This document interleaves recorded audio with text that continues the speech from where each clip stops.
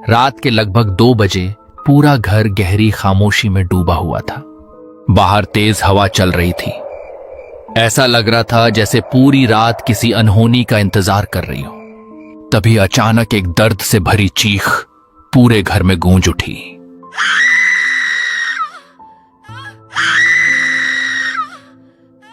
वह चीख इतनी भयानक थी कि सुनते ही हर किसी की रूह कांप जाती। आवाज सीधे अवंतिका के कमरे से आ रही थी। ऐसा लग रहा था जैसे वह किसी असहनीय दर्द से तड़प रही हो। उसकी चीखें लगातार पूरे घर में गूंज रही थीं और हर चीख के साथ घर का माहौल पहले से भी ज्यादा डरावना होता जा रहा था। मुकेश और अंजलि अपने कमरे में गहरी नींद में सो रहे थे। दोनों की आंखें एकदम से खुल गईं। अंजलि घबराकर बिस्तर पर उठ बैठी। उसकी सांसें तेज चलने लगीं। मुकेश, ये किसकी चीख थी? मुकेश भी पूरी तरह घबरा चुका था। वह कुछ पल तक ध्यान से सुनता रहा। लगता है ये आवाज अवंतिका के कमरे से आ रही है। जल्दी चलो। अंजलि और मुकेश ने बिना एक पल गंवाए तेजी से अपने कमरे से बाहर निकले। अवंतिका की ये हालत देखकर मुकेश समझ नहीं पा रहा था कि आखिरकार उसके साथ हुआ क्या है। अंजलि भी उसकी ये हालत देखकर हैरान हो गई थी। रात बीतने के साथ साथ धीरे धीरे घर में खामोशी लौट आई। अवंतिका के कमरे से बाहर निकलने के बाद मुकेश और अंजलि धीरे धीरे अपने कमरे की तरफ लौट आए। पूरे घर में फिर से सन्नाटा फैल चुका था, लेकिन उस सन्नाटे से कहीं ज्यादा भारी अंजलि के मन में चल रहा तूफान था। वह खिड़की के बाहर घने अंधेरे को घूर रही थी। अचानक उसने पीछे मुड़कर मुकेश की तरफ देखा। उसकी आंखों में चिंता भी थी और हल्की सी नाराजगी भी। कुछ पल तक दोनों के बीच कोई बात नहीं हुई। आखिरकार अंजलि ने ही खामोशी तोड़ी। मुकेश, क्या तुम्हें नहीं लगता कि तुम अवंतिका की जरूरत से ज्यादा चिंता करने लगे हो? मुकेश ने उसकी तरफ देखा। अंजलि ने कमरे का दरवाजा बंद किया। तुम ऐसा क्यों कह रही हो? पहले तो तुमने एक अनजानी लड़की को घर ले आए। जब से वह इस घर में आई है, मैंने देखा है उसकी हर छोटी बड़ी बात तुम्हें बेचैन कर देती है। अभी देखो, उसकी तबीयत खराब हुई तो तुम खुद घबरा गए। मैं ये नहीं कह रही कि किसी की मदद मत करो, लेकिन हर बात की भी एक सीमा होती है। मुकेश कुछ पल चुप रहा। अंजलि, अगर हमारे घर में रहने वाला कोई इंसान तकलीफ में हो तो क्या मैं उसकी मदद भी ना करूं? उसने इस गांव में किसी का क्या बिगाड़ा है? वह यहाँ अकेली है, उसका अपना कोई नहीं है। ऐसे समय अगर हम भी उसका साथ छोड़ दें तो वह कहां जाएगी? बात सिर्फ इतनी नहीं है मुकेश। मुझे उसके बारे में कुछ ठीक नहीं लगता। शायद मैं गलत भी हो सकती हूँ, लेकिन मेरा मन उसे स्वीकार ही नहीं कर पा रहा। कभी कभी हमारा मन बिना वजह भी किसी के बारे में गलत सोचने लगता है। मैं चाहता हूं कि तुम उसे थोड़ा समय दो। शायद तुम उसे ठीक से समझ नहीं पाई हो। अंजलि ने गहरी सांस ली। वह जानती थी इस समय मुकेश को समझाना आसान नहीं था, इसलिए उसने बात को वहीं खत्म कर दिया। ठीक है, अब सो जाते हैं। काफी रात हो चुकी है। दोनों अपने अपने बिस्तर पर लेट गए, लेकिन उस रात अंजलि की आंखों में नींद नहीं थी। वह दीवार की तरफ देखती रही। अगली शाम सूरज डूब चुका था। आसमान पर फिर से काले बादल छा गए थे। अंजलि अपने कमरे में एक छोटा सा बैग तैयार कर रही थी। मुकेश ऑफिस से लौटकर आ रहा था। वो अंजलि की हाथ में बैग देखकर हैरान हो गया। कहीं जाने की तैयारी कर रही हो? हाँ, आज फिर गांव जाना पड़ेगा। कुछ जरूरी काम रह गया था, सोचा आज ही निपटाऊं। मुकेश कुछ पल उसे देखता रहा। ऐसी क्या जरूरी काम है? और अभी तो रात होने वाला है। कल सुबह चले जाना। नहीं, थोड़ा जरूरी काम है, कल शाम को लौट आऊंगा। तो रुको, मैं भी तुम्हारे साथ चलता हूँ। वैसे भी आज ऑफिस का काम खत्म हो गया है, साथ रहेंगे तो मुझे भी तसल्ली रहेगी।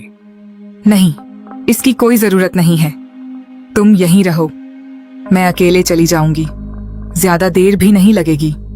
मुकेश हल्का सा मुस्कुराया। लेकिन अकेले क्यों जाओगी? रात होने वाली है, मैं छोड़ भी दूंगा और साथ वापस भी आ जाऊंगा। इस बार अंजलि की आवाज पहले से थोड़ी सख्त हो गई। मैंने कहा ना, मैं चली जाऊंगी। तुम बेवजह परेशान मत हो, घर पर भी कोई तो होना चाहिए।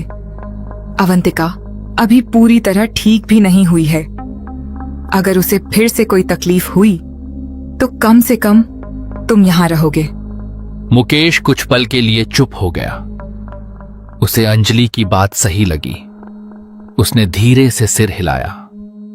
ठीक है, लेकिन पहुंचते ही मुझे खबर कर देना, और अगर देर हो जाए तो मुझे बता देना, मैं लेने आ जाऊंगा। अंजलि ने हल्की सी मुस्कान दी। चिंता मत करो, मैं संभाल लूंगी। इतना कहकर उसने अपना बैग उठाया, एक बार पूरे घर पर नजर डाली और बिना कुछ कहे धीरे धीरे मुख्य दरवाजे से बाहर निकल गई। धीरे धीरे अंधेरे ने पूरे गांव को अपनी चादर में समेटना शुरू कर दिया था। आसमान में सूरज का आखिरी उजाला भी अब मिट चुका था। चारों तरफ हल्का सन्नाटा फैलने लगा था। बस रात की झिंगुरों की आवाज चारों तरफ से कानों में गूंज रही थी। घर के अंदर अवंतिका चुपचाप अपने कमरे में बैठी थी। अर्जुन अपना कुछ ऑफिस का काम निपटा रहा था। उसी समय दरवाजे पर हल्की सी दस्तक सुनाई दी। अवंतिका ने दरवाजे की तरफ देखा, लेकिन बाहर नहीं गई। कुछ ही पल बाद मुकेश ने दरवाजा खोला। सामने अंजलि खड़ी थी। उसके हाथ में वही छोटा सा बैग था। चेहरे पर सफर की थकान साफ दिखाई दे रही थी।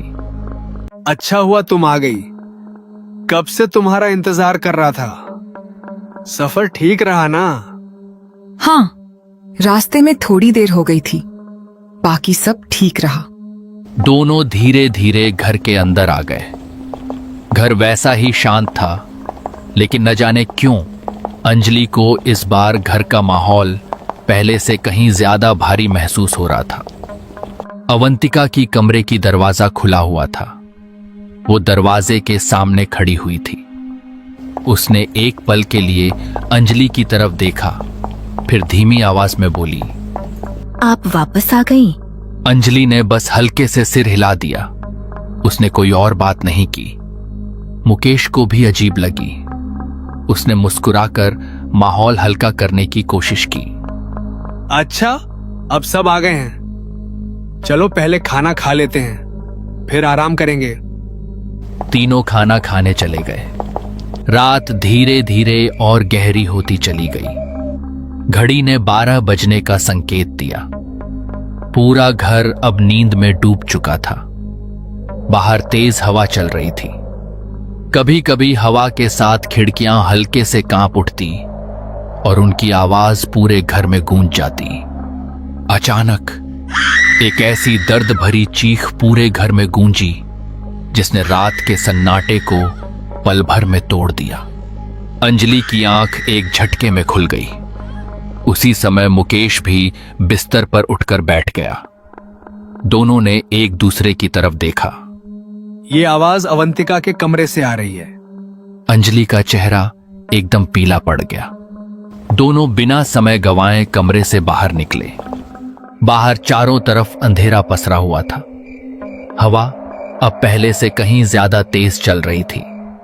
जैसे जैसे दोनों अवंतिका के कमरे के पास पहुंच रहे थे, वैसे वैसे उसकी दर्द भरी चीखें और साफ सुनाई देने लगीं। मुकेश ने जल्दी से दरवाजा खोला। कमरे के अंदर अवंतिका अपनी बिस्तर पर बैठी हुई थी। उसकी सांसें तेज चल रही थीं। वह दर्द से अपने सिर को हाथ से कसकर पकड़ी हुई थी और लगातार कराह रही थी। अवंतिका, फिर से वही दर्द। अवंतिका ने बड़ी मुश्किल से सिर उठाया। उसकी आंखों से आंसू लगातार बह रहे थे। मुझे समझ नहीं आ रहा ये हर रात मेरे साथ ऐसा क्यों होने लगता है। ऐसा लगता है जैसे कोई मेरे पूरे शरीर को अंदर से चीर रहा हो। मैं सह नहीं पा रही। उसकी आवाज दर्द से कांप रही थी। अवंतिका, हिम्मत रखो, घबराओ मत। अभी दवा ले लो, कुछ देर बाद ठीक हो जाएगा। अंजलि खड़ी होकर यह सब देख रही थी। उसके चेहरे पर चिंता थी, लेकिन उसके मन में सवाल पहले से भी ज्यादा गहरे होते जा रहे थे। अगला दिन धीरे धीरे बीत गया। शाम ढल चुकी थी। अंधेरा फिर पूरे गांव में फैल चुका था। अंजलि कई बार दरवाजे की तरफ देख चुकी थी। आज मुकेश रोज से कहीं ज्यादा देर कर चुका था। घड़ी की सुइयां लगातार आगे बढ़ रही थीं। आखिर काफी देर बाद घर के बाहर किसी गाड़ी के रुकने की आवाज आई। अंजलि तुरंत बाहर की तरफ बढ़ी। अंजलि ने दरवाजा खोला। मुकेश धीरे धीरे अंदर आया, लेकिन आज उसके कदम पहले जैसे मजबूत नहीं थे। वो हल्का हल्का लड़खड़ा रहा था। जैसे ही अंजलि उसके पास गई, अंजलि को उसके मुंह से शराब की तेज गंध महसूस हुई। वह कुछ पल तक उसे देखती रह गई। मुकेश, तुमने शराब पी रखी है? बस ऑफिस के कुछ लोग जबरदस्ती रोककर बैठ गए थे। बहुत मना किया, लेकिन थोड़ा सा पीना पड़ गया। तुम चिंता मत करो, मैं बिल्कुल ठीक हूं। ये बात कहकर अर्जुन बिस्तर पर लेट गया। कुछ देर बाद अंजलि भी सो गई। रात गहरी होने की साथ साथ हवा भी तेज होती जा रही थी। मानो ऐसा कुछ संकेत दे रहा हो जैसे कुछ अनहोनी होने वाला हो। अचानक मुकेश की नींद खुल गई। प्यास के कारण उसका गला लगभग सूख चुका था। उसने देखा अंजलि गहरी नींद में है। वो उठ बैठा और टेबल के ऊपर देखा, लेकिन टेबल पर कोई पानी की बोतल नहीं था। पानी लाने के लिए वो फ्रिज के पास चला गया, लेकिन उस फ्रिज में पानी था ही नहीं। क्या यार, हद हो गई। कहीं एक पानी का बोतल तक नहीं है। अब लगता है नीचे से ही लाना पड़ेगा। ये सोचकर मुकेश पानी लाने के लिए नीचे चला गया। अंदर अंजलि गहरी नींद में सो रही थी और तभी अचानक एक जोरदार चिख से पूरा घर कांप उठी। मुकेश, ये तो मुकेश की आवाज थी। उसने बिना देर किए नीचे के कमरे की तरफ भागी। भागते हुए मानो उसकी सांस जैसे निकल जा रही थी। नीचे का नजारा देखते ही उसकी पैर के नीचे जमीन धंस गई। मुकेश जमीन पर बिल्कुल निश्चल पड़ा था। उसके सिर के नीचे से धीरे धीरे खून फैलने लगा। अंजलि के हाथ कांपने लगे। वो घुटनों के बल उसके पास बैठ गई। मुकेश, आंखें खोलो, मेरी बात सुनो। लेकिन मुकेश की तरफ से कोई जवाब नहीं आया। उसकी सांसें बहुत धीमी हो चुकी थीं। अवंतिका कमरे से बाहर आई। वो घबराकर वहीं खड़ी रह गई। उसके चेहरे का रंग उड़ चुका था। अंजलि की आंखों से आंसू रुक ही नहीं रहे थे। फिर बिना एक पल गंवाए मुकेश को उसी रात अस्पताल ले जाया गया। रात में चारों तरफ सन्नाटा था, बस अंजलि की मन को छोड़ के। वह बार बार भगवान से सिर्फ एक ही प्रार्थना कर रही थी, हे भगवान, बस मुकेश को बचा लेना। अवंतिका चुपचाप बैठी थी। अंजलि के लिए हर समय जैसे रुक सा गया था। हर बीतता मिनट और भारी लग रहा था। कुछ देर बाद ऑपरेशन थिएटर का दरवाजा खुला। डॉक्टर बाहर आए। उनके चेहरे की गंभीरता देखकर अंजलि का दिल जोर से धड़कने लगा। हमें अफसोस है, सिर पर बहुत गहरी चोट आई थी। हमने पूरी कोशिश की, लेकिन हम उन्हें बचा नहीं सके। इतना सुनते ही अंजलि की दुनिया जैसे एक पल में बिखर गई। वह वहीं बैठकर फूट फूट कर रोने लगी। अवंतिका वहीं बैठकर सब देख रही थी। उसने अंजलि को संभालने की कोशिश नहीं की।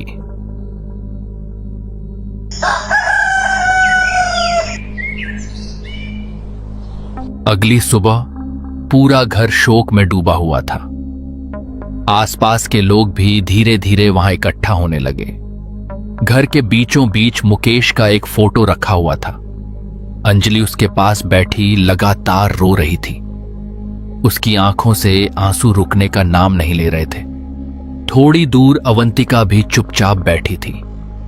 उसकी आंखें भी नम थीं। अचानक अंजलि धीरे धीरे उठी। उसने आंसू पोंछे और गुस्से से अवंतिका की तरफ देखने लगी। उसकी आंखों में दर्द भी था और एक ऐसा आरोप जिसका जवाब अभी किसी के पास नहीं था। वहीं बैठी अवंतिका ने भी उसकी तरफ देखा, लेकिन वह कुछ समझ नहीं पा रही थी कि आखिर अंजलि उसे इस तरह क्यों देख रही है।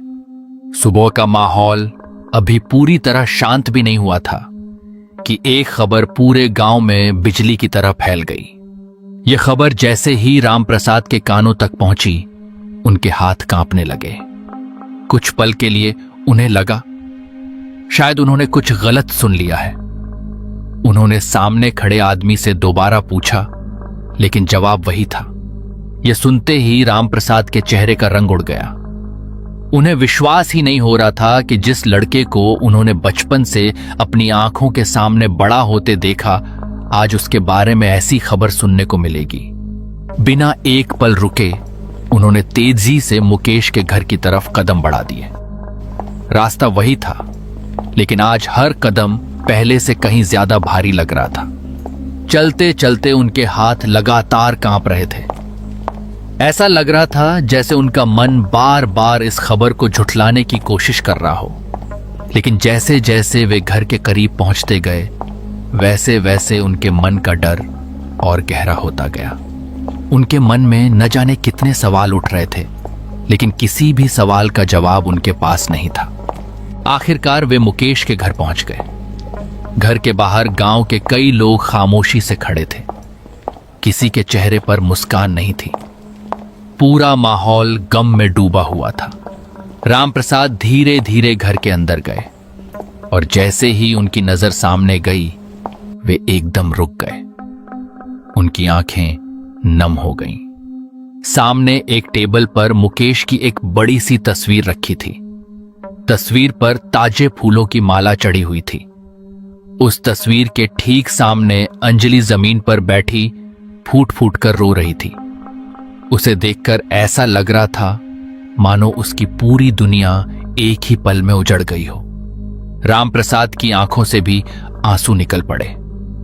उन्होंने कभी सपने में भी नहीं सोचा था कि एक दिन उन्हें मुकेश की तस्वीर के सामने इस तरह खड़ा होना पड़ेगा।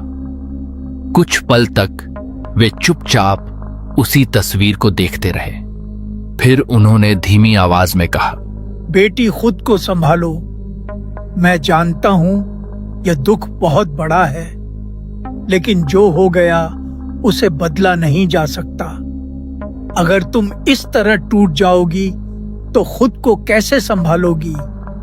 हिम्मत रखो, भगवान तुम्हें यह दर्द सहने की शक्ति दे। अंजलि लगातार रोती रही। कुछ देर बाद उसने किसी तरह अपने आंसू पोंछे। रामप्रसाद ने गहरी सांस ली। लेकिन बेटी, आखिर यह सब हुआ कैसे? कल तक तो सब ठीक था।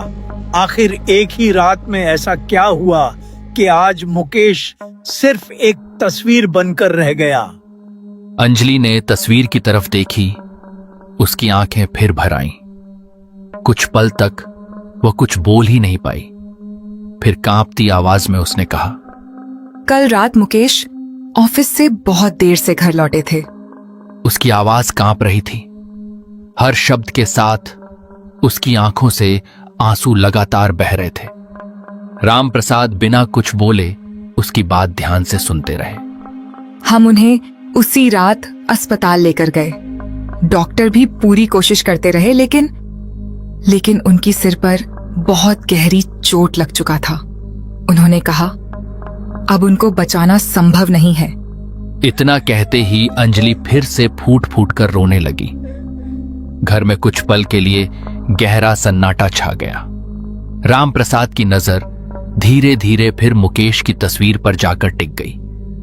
उनके मन में न जाने क्यों एक अजीब सी बेचैनी उठने लगी। शाम को अवंतिका अपने कमरे में बैठी थी, लेकिन उसके मन में सिर्फ एक ही बात घूम रही थी। आखिर मुकेश के साथ यह सब कैसे हो गया? कमरे में इतना सन्नाटा था कि उसकी सांसों की आवाज भी साफ सुनाई दे रही थी। तभी कमरे के बाहर किसी के तेज कदमों की आहट सुनाई दी। अवंतिका ने धीरे से सिर उठाया। इससे पहले कि वह कुछ समझ पाती, अंजलि गुस्से में दरवाजा खोलकर कमरे के अंदर आ गई। उसकी आंखें रो रो कर लाल हो चुकी थीं। चेहरे पर दर्द था, लेकिन उस दर्द से कहीं ज्यादा गुस्सा दिखाई दे रहा था। यह सब तेरी वजह से हुआ है। अवंतिका एकदम चौंक गई। उसे समझ ही नहीं आया कि अंजलि अचानक ऐसा क्यों कह रही है। वह धीरे से खड़ी हुई। मेरी वजह से? मैं कुछ समझी नहीं।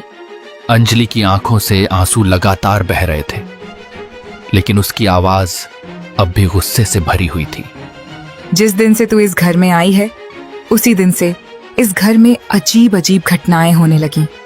पहले हर रात तेरी हालत बिगड़ने लगी, फिर घर का माहौल बदल गया, और आज मेरा मुकेश हमेशा के लिए मुझसे दूर चला गया।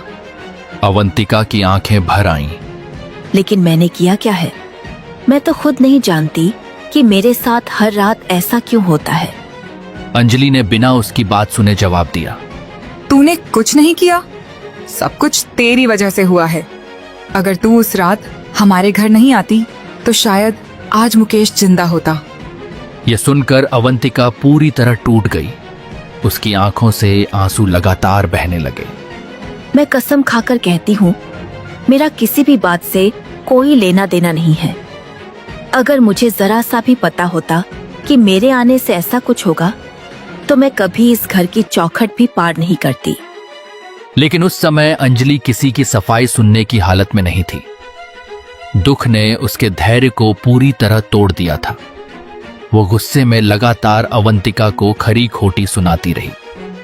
मैंने शुरू से महसूस किया था कि तेरे आने के बाद इस घर में कुछ ठीक नहीं है, लेकिन मुकेश ने मेरी एक भी बात नहीं मानी। आज देख लिया ना, सब खत्म हो गया। मेरा घर, मेरी खुशियां, सब कुछ।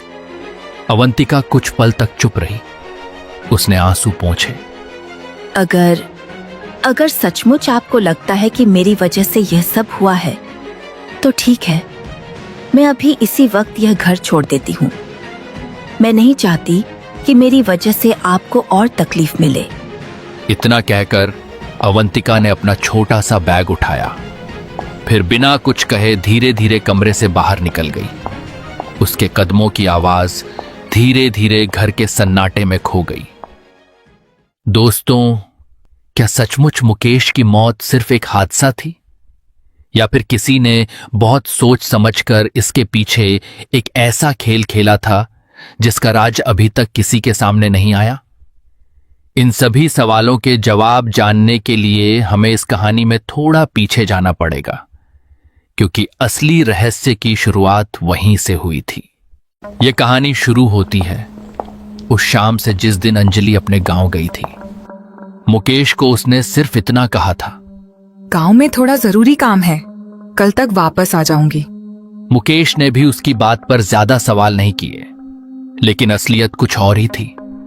अंजलि उस दिन किसी रिश्तेदार से मिलने या किसी जरूरी काम के लिए गांव नहीं गई थी। उसके मन में पिछले कई दिनों से एक ही बात घूम रही थी। जब से अवंतिका इस घर में आई है, घर का माहौल पूरी तरह बदल चुका है। उसके चेहरे पर बार बार दिखाई देने वाली वह रहस्यमयी मुस्कान कुछ तो अजीब है। इन सब बातों ने अंजलि के मन में एक ऐसा डर पैदा कर दिया था जो अब हर दिन बढ़ता ही जा रहा था। वह कई बार खुद को समझाती, शायद मैं जरूरत से ज्यादा सोच रही हूँ, लेकिन जैसे ही अंजलि अवंतिका को सामने देखती, उसकी रहस्यमय मुस्कान देखकर उसका शक और बढ़ जाता। न जाने क्यों उसके मन में एक अजीब सी बेचैनी होने लगती। उसे ऐसा महसूस होता जैसे अवंतिका धीरे धीरे मुकेश को अपने वश में करती जा रही हो। इसीलिए घर से निकलने से पहले उसने चुपचाप अवंतिका की एक तस्वीर अपने साथ रख ली। अंजलि अपने घर पहुंचकर उस गहरी सन्नाटे के बीच पैदल कहीं जा रहा था। शाम धीरे धीरे रात में बदलने लगी। आसमान पर काले बादल छा चुके थे। ठंडी हवा लगातार चल रही थी। गांव की गलियां लगभग सुनसान हो चुकी थीं। लोग अपने अपने घरों के दरवाजे बंद कर चुके थे।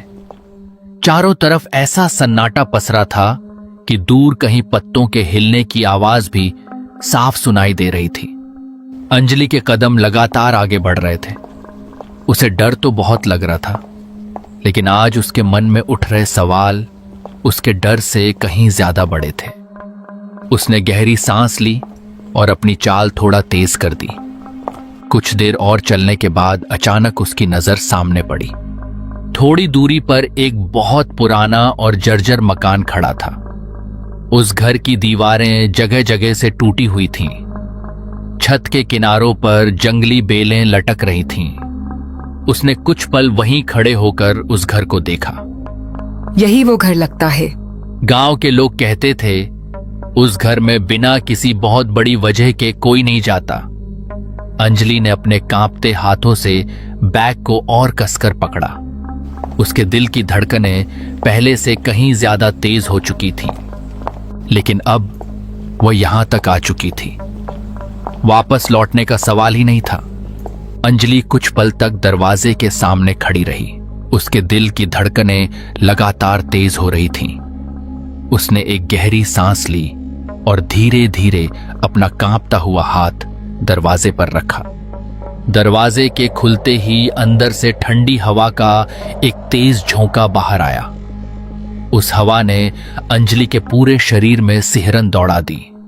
वह कुछ पल वहीं खड़ी रही, फिर हिम्मत जुटाकर धीरे धीरे घर के अंदर कदम रखा।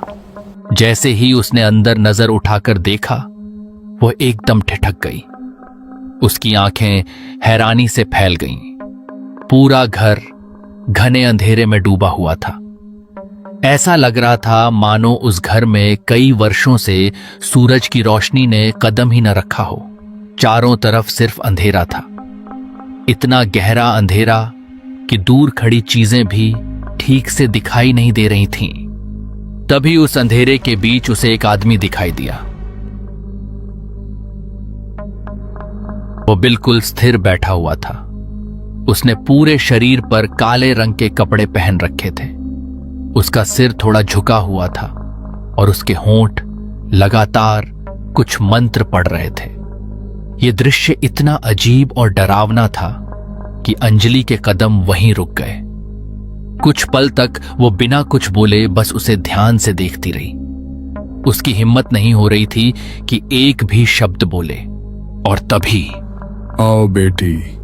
ये सुनते ही अंजलि चौंक गई। आप मुझे जानते हैं? उस आदमी के होंठों पर हल्की सी मुस्कान आई। तुम्हें क्या, मैं यहाँ आने वाले हर इंसान को अच्छी तरह जानता हूँ। अंजलि के चेहरे पर हैरानी साफ दिखाई देने लगी। उसने तो अभी तक अपनी बात शुरू भी नहीं की थी। लेकिन जिस इंसान के लिए तुम यहाँ आई हो, उसकी बस एक तस्वीर की जरूरत है।